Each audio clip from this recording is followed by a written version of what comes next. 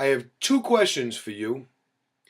How much would you spend and how many turns of your wrist would you make to protect your family? I'm going to answer both of those questions at the end of this talk. Hey everybody, Deputy Nolan from the Fire Department here. And with Fire Prevention Week upon us, I thought I'd give a talk about smoke alarms and carbon monoxide alarms in the home. In 2015 to 2016, during the winter, there were 31 deaths in the Commonwealth of Mass due to fire. And of these 31 deaths, 55% of them were in homes that did not have working smoke alarms. Also, in 1/3 of these 31 deaths, they were to people, seniors, over 65 years old. In 1975, the Comprehensive Building Code was adopted in the Commonwealth of Mass. This building code addressed the use of smoke alarms in residences. It also addressed the placement of smoke alarms in residences. Through the years, the building code has changed and we're using the 9th edition. In 1997, the addition of placing smoke alarms into bedrooms was adopted in the building code. This meant that smoke alarms were required in the basement, on the first floor, on the second floor, however many floors you had in your residences. These smoke alarms in houses that were built after 1975 were required to be hardwired, meaning they got their power from 110 that you use your lights or any other appliance in your house, and to be interconnected so that when one tripped, they all would trip.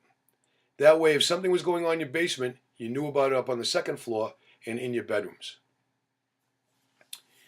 Along with a working smoke alarm, we should have a working CO alarm or carbon monoxide alarm. Carbon monoxide is odorless, tasteless, and colorless. It's a silent killer. We can't see it, we can't taste it, and we can't smell it. In 2005, a 7-year-old girl was killed.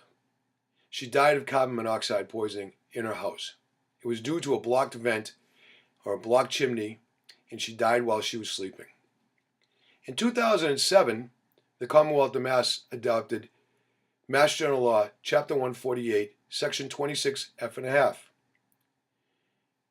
This law requires that any fossil fuel burning equipment must have a CO alarm with it.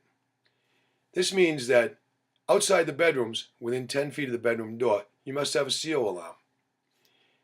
If you're a 2-story home, you must have one in the living area downstairs. And you need to have one in the basement so that if your oil burner or gas burner is malfunctioning and putting CO into your house, it gets picked up down in the basement also. The smoke alarms that we see nowadays are hardwired and they're interconnected. And they are photoelectric or ionization.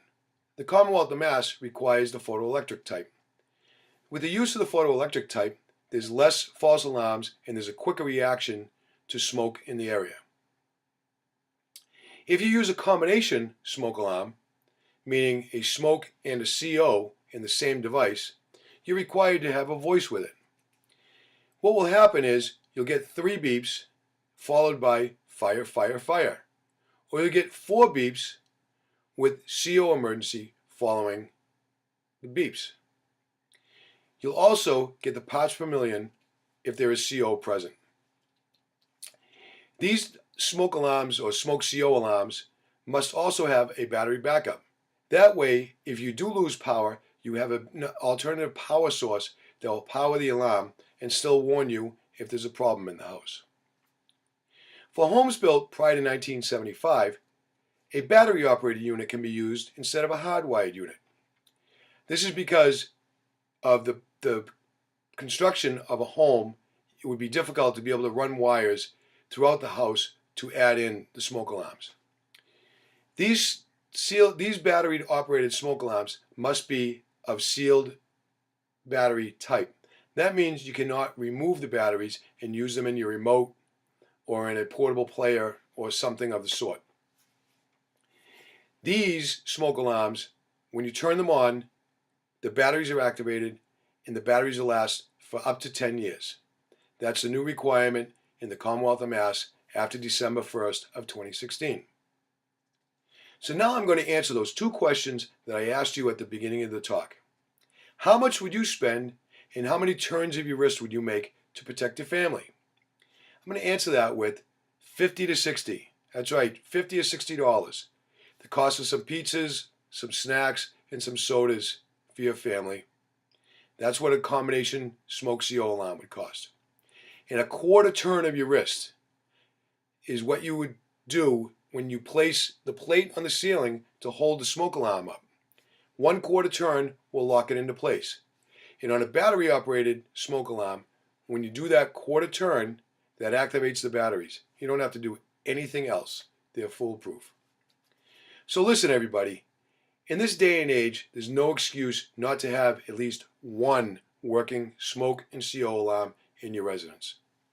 If for some reason you can't afford one or you don't know where to get one, please give my office a call. I have some free ones on a grant that I'd be gladly come out and put them up for you.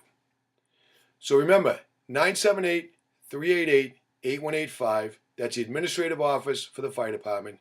Give us a call. We'll come out and check out your house, and we'll put up a smoke alarm for you. Have a great night.